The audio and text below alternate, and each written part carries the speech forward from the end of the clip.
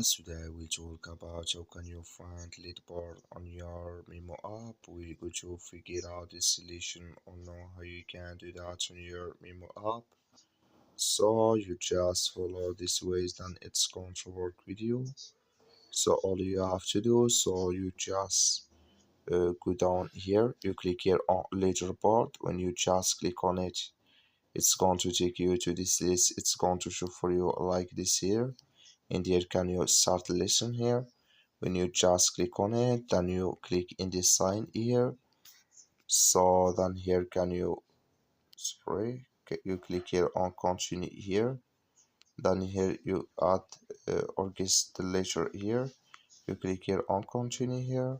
So then here can you start listen in this list on your Memo app. That's all you have to do. Thank you for watching. Don't forget to support us by like and subscribe.